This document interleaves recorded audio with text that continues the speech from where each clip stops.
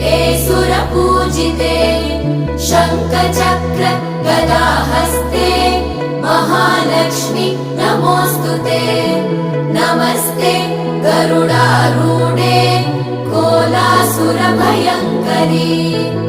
सर्वपाप हरे देवी महालक्ष्मी नमोऽस्तुते महादेव्यै च विद्महे विष्णुपत्नी च धीमहि तन्नो लक्ष्मी प्रचोदयात्।